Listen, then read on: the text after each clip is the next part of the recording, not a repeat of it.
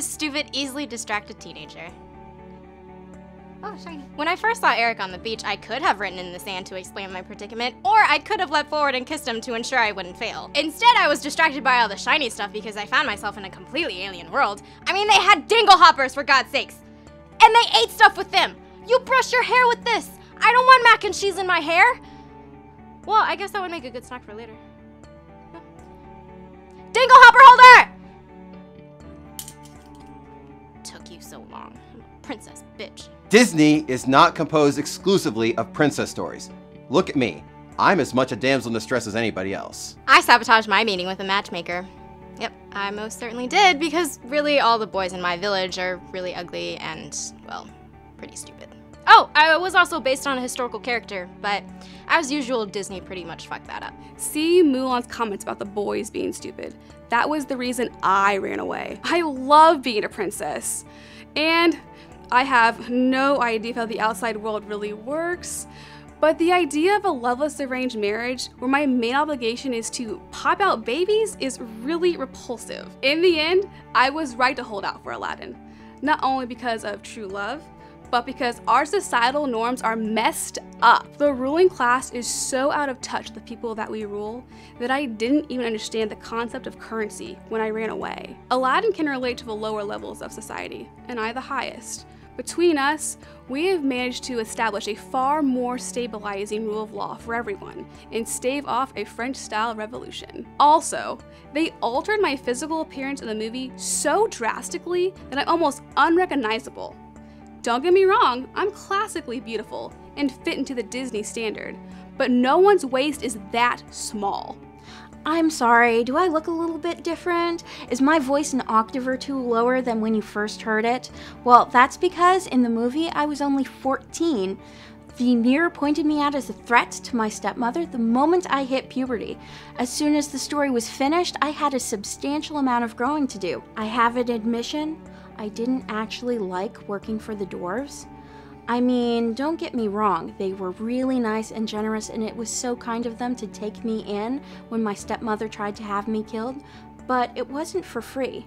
Normal people don't like doing chores, and I'm a princess. It was like I was stuck in the 50s, except it was really the 30s. I am a passenger in my own story. I don't even get to pick the color of dress that I wear. And plus, I was asleep for so much longer than just a couple of days, okay? This happened. Why do I have chest hair? Can someone explain that to me? And where did this come from? It took a lot of time, effort, and energy training all of those stupid little animals to help me with my chores. It did help me maintain my sanity managing that mountain of chores I had to do every day. But in my new home, I help rule, as I was always meant to. You know, Snow White has a very suspicious, evil laugh. Didn't she say something about how all of her animals were sabotaging the other princesses so that she would look the prettiest?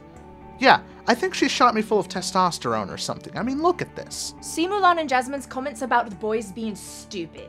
Don't get me wrong, they might get more mature with time and grow into their bodies, but we're all 16 and that hasn't happened yet. It's such a big deal who I marry because whoever it is will become the new head of the clans.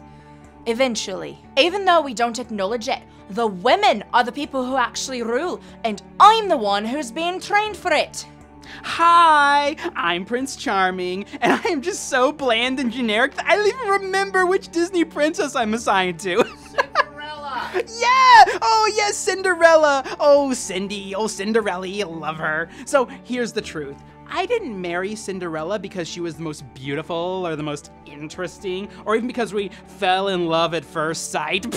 No. I chose Cinderella because she was the most unobtainable. For the record, it was my father's idea to have the ball because he wanted to have grandchildren. Look, I wasn't ready to settle down and have kids just because his biological clock was ticking. Cindy was perfect because she fled the ball without giving anyone any information about herself.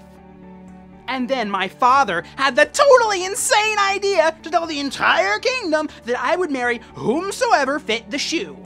I am just thanking my lucky stars they found the right girl. That could have been a disaster. Also, I totally don't have a name. No, seriously, I am literally just Prince Charming. My main goal when I went out that night was not to find the one.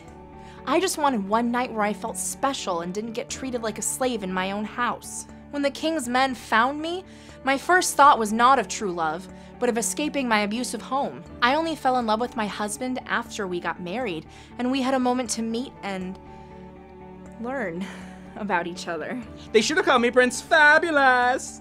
In hindsight, I feel lucky that my husband's home is better and not worse than the one I fled from. Did you know later on in Hercules' story, he kills me and our children? Oh, and the most famous part of that story, when Wonder Boy goes out and does his 12 trials to redeem himself, was for my death. They freaked me, okay? Oh, what a shock. Disney altered our story and changed it into a family-friendly romantic comedy. Many people assert that my relationship with the Beast was the product of Stockholm Syndrome. It was not. I was only there for about 3 days, and in that time, I ran away twice and was even successful once. Watch the movie again. I was not polite or cooperative until he stopped being a jerk. I didn't eat with him when he demanded. I yelled at him after he saved me from the wolves, and I chided him when he tried to refuse my medical assistance. I saved him twice. Ours is probably the healthiest relationship in all of Disney stories. And that's kind of messed up. No, ours is the healthiest relationship in the whole of Disney movies, but it isn't much of a competition. Have you noticed that the majority of the healthy relationships in Disney movies are between animals? Robin and I, Nala and Simba, and most of Belle's story, her relationship isn't even with a man, it's with a literal beast. The sequels don't count!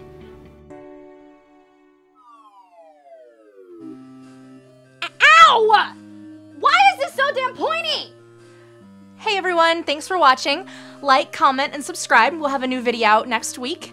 My husband, he's flamboyant. I know. Just really into shoes. I love shoes. Don't you love shoes? Who doesn't love shoes? But seriously, have you tried to go outside without shoes in like negative 10,000 degree weather without shoes? You would lose your toes. They'd be gone. You would have no more toes. Bye toes. See you later toes. And then some other prince is gonna be coming around your house with your actual toes, trying to find the poor, sad, like toeless, footless human being to whose toes these belong. So long story short, you should put on some shoes, okay? No, the shoes though. The thing about the shoes, I like them a lot too. We share.